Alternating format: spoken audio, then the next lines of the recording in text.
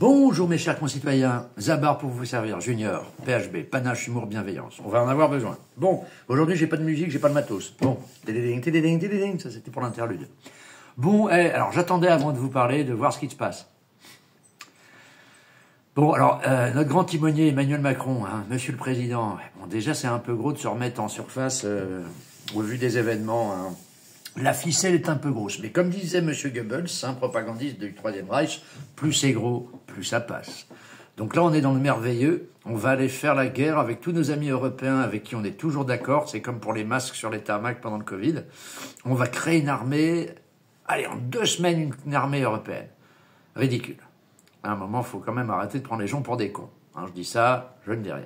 Hein, parce qu'ils ont un peu tendance, je trouve, ces derniers temps, à nous prendre, vous et moi, pour des cons. Là, on va vous expliquer. Vous savez, toutes ces chaînes en continu, qu'elles soient de gauche ou de droite, Bolloré ou les autres, hein, où il y a des spécialistes. Moi, ce que j'aimerais dans les bandeaux, c'est spécialistes. On me dit essayistes,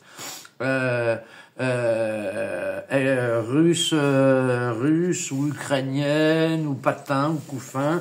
Mais j'aimerais savoir pour qui elles travaillent, quels instituts, enfin voilà, sourcer les gens qui nous parlent et qui nous expliquent ce qu'on doit penser et comment on doit le penser. J'en ai un peu marre d'être pris pour un con, n'est-ce pas? Je sais que le grand général avait dit que le peuple français est parfois un peuple de veaux, mais je dis pas tout le monde, n'est-ce pas? Donc écoutez, on va voir, mais ce qui est bien, c'est que, un petit rappel juste pour les armes, ils ont tous acheté entre une trentaine, 90 Georgia Melody, 30, 32, 35 Pologne, Allemagne, machin, de F-16. Il y a des composantes américaines dans le F-16, c'est un avion américain. Un bouton, plus rien qui marche. Le char allemand, il peut les donner, Olaf, ou le nouveau aux Ukrainiens. Puce allemande, puce américaine. Youpla, hop, qu'elle marche plus, le jouet. Il y a que les rafales. Même le nouveau porte-avions qu'on veut faire, parce que le char de Gaulle est un peu fatigué, on veut le faire avec les lances, vous savez, les trucs qui projettent les avions. Alors normalement, c'est fait avec de la vapeur, c'est un truc à l'ancienne, hop. Mais là, on veut prendre un nouveau système, qui est fait, pas alors, beaucoup mieux technologiquement, mais c'est américain, sur nos porte-avions. Donc s'il dit non, tu n'utilises pas mon jouet, tu ne catapultes pas l'avion. Donc tu l'as dans le cul. Parce que moi je suis un peu grossier, mais ils m'ont un peu énervé. Voilà, alors je veux bien les états-majors, les machins. Bon, voilà, Donald qui fait sa propale, Ariad, MBS qui doit se marrer, Vladou, il attend. Hein, et Xi Jinping, il y en a un qui doit bien se marrer. C'est là, mais Xi Jinping. Parce que si vous avez peur de la Russie, moi non, les peuples slaves ne me font pas peur. Ils m'emmerdent parce qu'on n'aurait jamais dû s'en occuper, qu'ils se débrouillent entre eux. Hein, aucun contrat avec eux. On avait des contrats en 39 avec la Pologne, nous, l'Angleterre et la France. Donc je peux comprendre que le Polac, il soit un peu enfoiré. Mais enfin bon, même maintenant, ce matin, le bandeau, les Australiens qui ont acheté des sous-marins nucléaires aux Américains, lieu qu'à nous, ils commencent à dire merde. Hein, enfin, tout ça pour vous laisser quelques réflexions.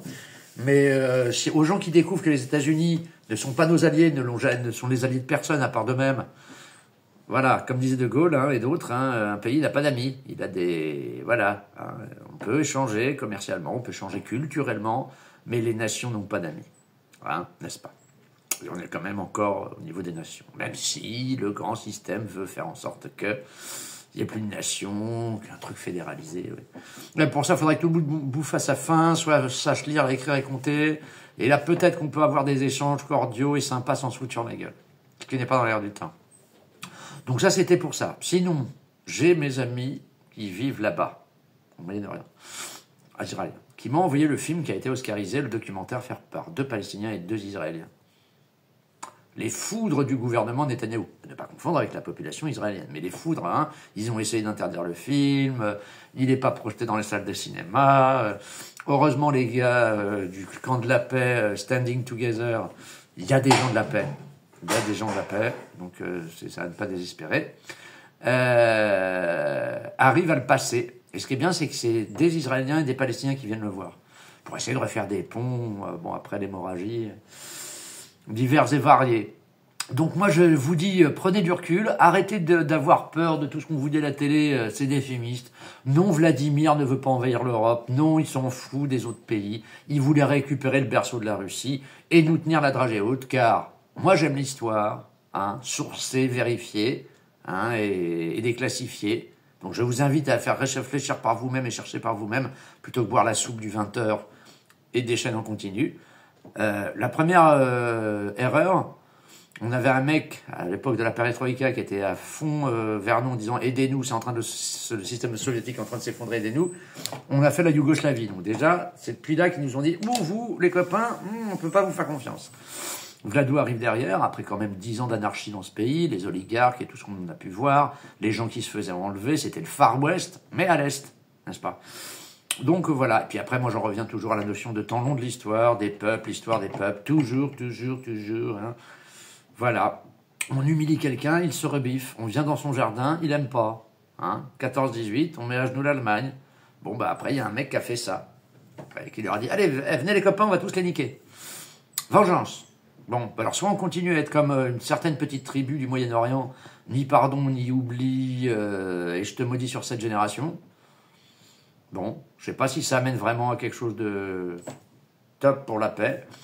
Ou on écoute le petit Jésus, et pas parce qu'il est chrétien, non, mais parce que le concept de aimez-vous les uns les autres, de ne fais pas aux autres ce que tu n'as pas aimé qu'on te fasse, et que celui qui n'a jamais fauté ne jette pas la première pierre. Enfin, les trucs lambda. Hein, pas ce que l'homme en a fait, pas les conciles de Nicée et les autres, la papauté. Non.